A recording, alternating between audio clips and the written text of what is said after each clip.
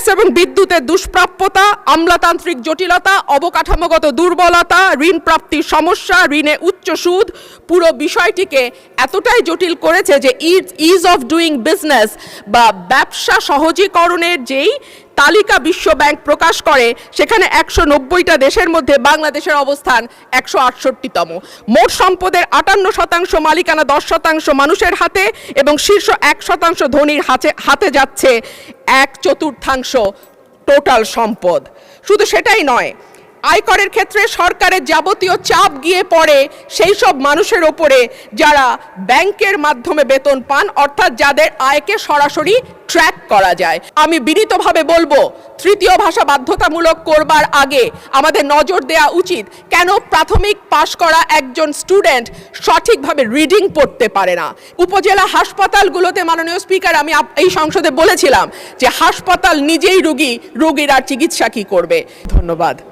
মাননীয় স্পিকার, যখন যেই সরকার ক্ষমতায় থাকে তারা আশা করে বিরোধী দল তাদের কিছুটা হলেও প্রশংসা করবে। সেজন্য আমরা লক্ষ্য করি 212 জন সংসদ সদস্য সরকারের প্রশংসা বা স্তুতিমূলক বক্তব্য দিলেও সরকার ব্যাকুল হয়ে বিরোধী দলের দিকে তাকায় এবং প্রশ্ন করে, আমাদের এই বাজেট সম্পর্কে একটাও কি ভালো কথা বলবার নাই? সেই কারণেই মাননীয় স্পিকার, আমি একটু পজিটিভ কথা দিয়ে আজকে আমার বক্তব্য শুরু করি। আমি মাননীয় অর্থমন্ত্রীকে ধন্যবাদ জানাই, কারণ তিনি নিত্য প্রয়োজনীয় এবং কৃষি পণ্যের উপর উৎসে কর কমিয়েছেন। 5%, 2% এবং 1% হারে যেটা উৎসে কর ছিল সেটাকে উনি 0.5% নামিয়ে এনেছেন এবং যে কারণে চাল, ডাল সহ যে নিত্য প্রয়োজনীয় দ্রব্য আমাদের কিনতে হয় সেগুলোর দাম কমবে বলেই আমি আশা রাখি। এইবার মাননীয় স্পিকার, আমি একটা গল্পে আসি।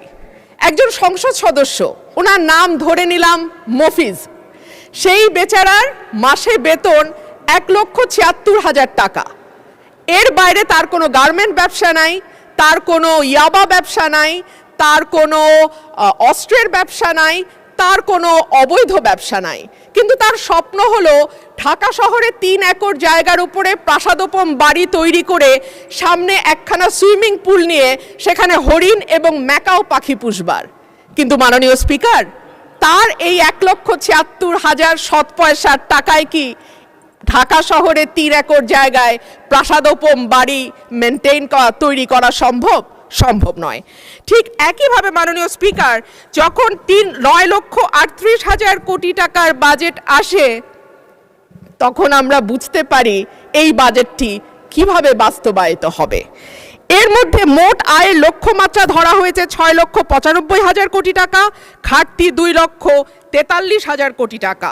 এনবিআর এর ঘাড়ে দেয়া হয়েছে 6,04,000 কোটি টাকা উত্তোলনের দায়, যেটা মোট আয়ের 86.9%। যদি 2025-26 অর্থ বছরের দিকে তাকাই মাননীয় স্পিকার, আমরা দেখব এপ্রিল পর্যন্ত 3,26,000 কোটি টাকার বেশি এনবিআর আদায় করতে পারে নাই। সেই এনবিআরকে যদি আমরা 3 লক্ষের দ্বিগুণ 6 লক্ষ কোটি টাকা আদায়ের দায় চাপিয়ে দেই, এনবিআর এর পক্ষে কি করে সেটা আদায় করা সম্ভব আমার মাথায় ঢুকে না। তাহলে যে 2,43,000 কোটি টাকার ঘাটতি বাজেট, এনবিআর যদি 6 লক্ষ কোটি টাকা তুলতে না পারে কর হিসেবে, সেই ঘাটতি আরও বাড়বে। আর ঘাটতি মেটানোর রাস্তা আছে মাত্র 2টা। এক হলো দেশের ব্যাংক থেকে ঋণ নেয়া, 2 হচ্ছে বিদেশ থেকে ঋণ বা অনুদান নেয়া।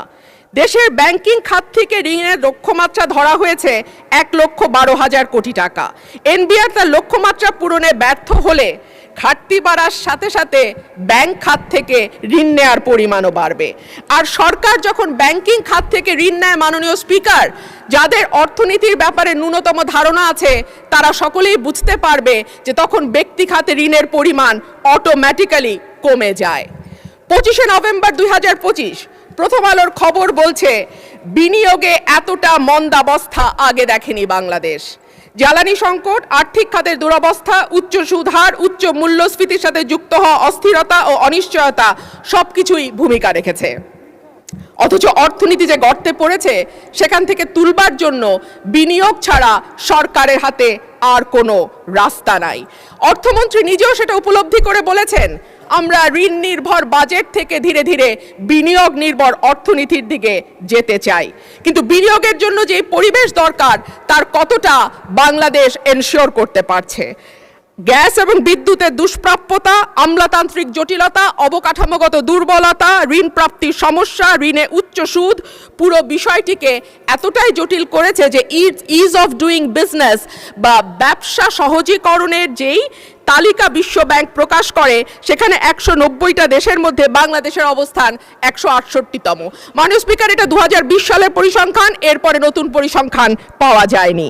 যেই দেশের সরকারি হিসেবে বেকারের সংখ্যা 26 লাখ আর বেসরকারি হিসাবে সেটা 1.25 কোটির ওপরে, সেই রকম একটা দেশে যদি বিনিয়োগের জন্য পর্যাপ্ত অর্থ না পাওয়া যায় কিংবা বিনিয়োগের অনুকূল পরিবেশ তৈরি না করা যায় তাহলে কি করে নতুন কর্মসংস্থান তৈরি হবে আমি জানি না।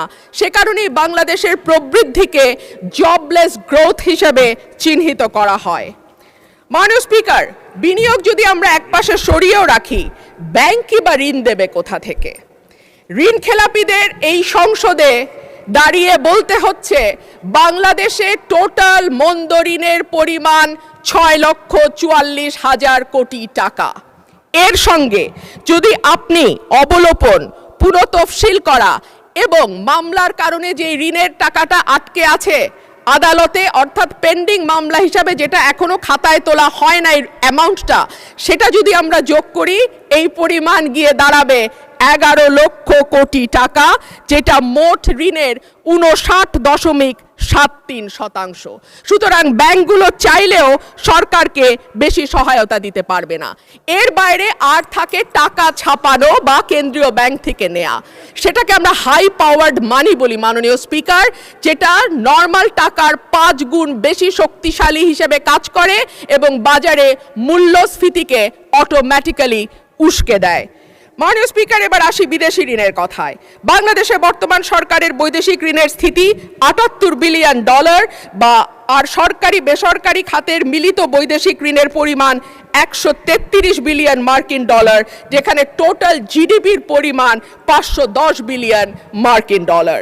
এইসব দেশি বিদেশি ঋণের সুদ পরিশোধের জন্য বাজেটে রাখা হয়েছে 13.59%, যেখানে স্বাস্থ্য, শিক্ষা, সামাজিক সুরক্ষা এবং খাদ্য এই 4টি খাত মিলে পুরো ব্যয় ধরা হয়েছে 29.74%। বিশ্বব্যাংক বা IMF যদি ঋণ দেয় তবে নিশ্চিতভাবেই শর্ত হবে কঠিন, তবে ঋণের সুদ হার হবে কম এবং লম্বা সময় ধরে পরিশোধের সুযোগ থাকবে। কিন্তু IMF বা বিশ্বব্যাংক যদি লোন না দেয় তাহলে মাননীয় স্পিকার, অন্য দেশ থেকে যেমন চীন থেকে যদি আমরা ঋণ নেই, আমাদের সুদের হার হবে উচ্চ এবং দ্রুত সময়ে পরিশোধের চাপ থাকবে।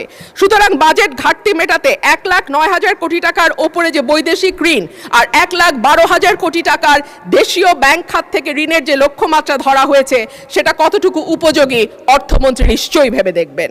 মাননীয় স্পিকার, উচ্চ মূল্যস্ফীতি, বিনিয়োগের স্থবিরতা, ব্যাংকের তারল্য সংকট, নতুন কর্মসংস্থান তৈরি না হওয়া, জিডিপির প্রবৃদ্ধি 6% থেকে কমতে কমতে 3.49% নেমে আসা কোনোটাই অর্থনীতিতে ভালো বার্তা দেয় না। আমদানি রপ্তানির হিসাব বলে 2025-26 অর্থ বছরের প্রথম 10 মাসে বাণিজ্য ঘাটতি $22.21 বিলিয়ন, অর্থাৎ আমদানি অনেক বেশি কিন্তু রপ্তানি কম। মাননীয় স্পিকার, এখানে আরেকটা সুখবর অবশ্য আছে সরকারের জন্য। কেন্দ্রীয় ব্যাংকের তথ্য দেখা যায় জুলাই থেকে এপ্রিল সময়ে বিনিয়োগ বৃদ্ধির অন্যতম প্রধান নিয়ামক মূলধনী যন্ত্রপাতি বা ক্যাপিটাল মেশিনারিজের আমদানি বেড়েছে 12.50%। এটি নিঃসন্দেহে বিনিয়োগ বাড়ানোর একটা ভালো ইঙ্গিত। মাননীয় স্পিকার, সরকারি হিসেবে দেশের সার্বিক মূল্যস্ফীতি এখন 10% মতো। করমুক্ত আয় সীমা কিছুটা বাড়িয়ে 3,75,000 টাকা করা হয়েছে। কিন্তু মাননীয় স্পিকার, যেই ব্যক্তির মাসে ইনকাম 32,000 টাকা, তার বৎসরে গিয়ে ইনকাম দাঁড়ায় 3,84,000 টাকা, অর্থাৎ তিনি আয়করের সীমার মধ্যে চলে আসেন। কিন্তু যেই ব্যক্তি 32,000 টাকা মাসে ইনকাম করেন তাকে কি বাংলাদেশের এই 10% মূল্যস্ফীতির সময় কোনোভাবেই এমনকি মধ্যবিত্তের কাতারেও ফেলা যায়? বর্তমানে গিনি সহক 0.499, যেটা উচ্চ আয় বৈষম্যকে ইন্ডিকেট করে। মোট সম্পদের 58% মালিকানা 10% মানুষের হাতে এবং শীর্ষ 1% ধনীর হাতে যাচ্ছে 1/4 টোটাল সম্পদ।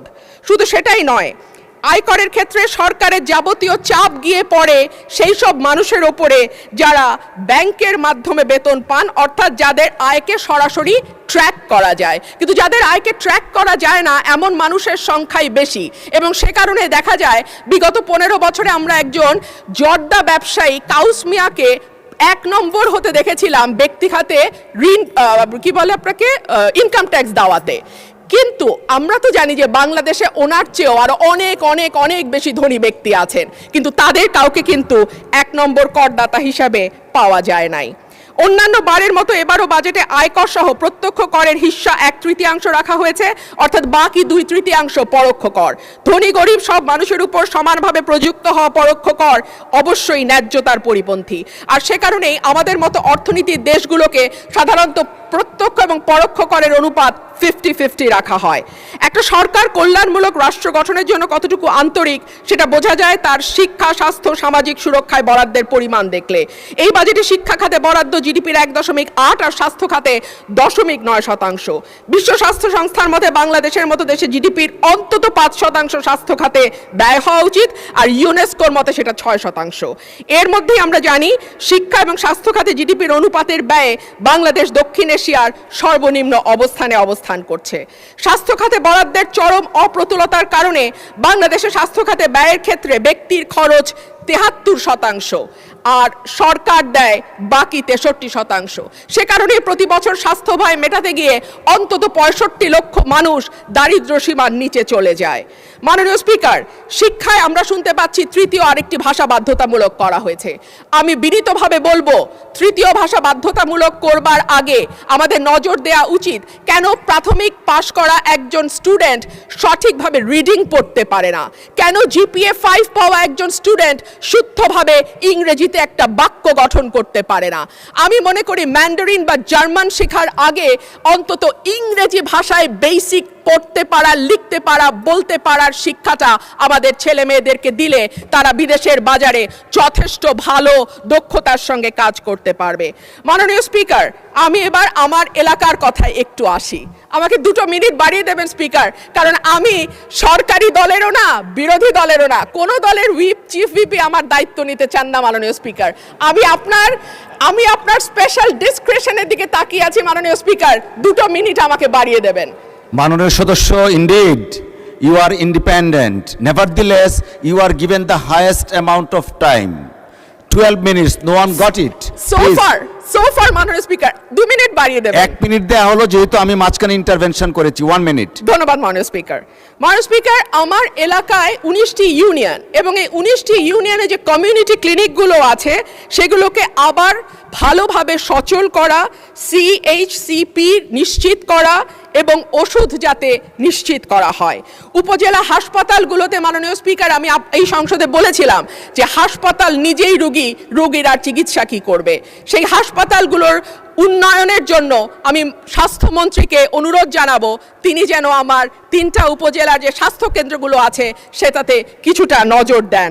রাস্তাঘাটের দুরবস্থার কথা আর কি বলবো মাননীয় স্পিকার, শীতকালে ধুলা আর বর্ষাকালে কাদার চোটে আমার ওরাইল এবং পাকশিমুলের যে ইউনিয়নগুলো আছে সেই ইউনিয়নগুলো রাজাপুর, রানীদিয়া, কাকুরিয়া, ধোবাজাইল, ধামাউড়া কিংবা তেলিকান্দি, জয়দরকান্দি, ফতেপুর, পরমান্দপুর, বড়িছড়া, হরিপুর, সাইটবাড়িয়া অবস্থা নিতান্তই খারাপ। আমাদের মাননীয় মন্ত্রী এখানে উপস্থিত আছেন, আশা করি তিনি এ বিষয়ে সদয় দৃষ্টি দেবেন। ধন্যবাদ। আপনাকে ধন্যবাদ মাননীয় সদস্য। আলোচনায় অংশগ্রহণ করবেন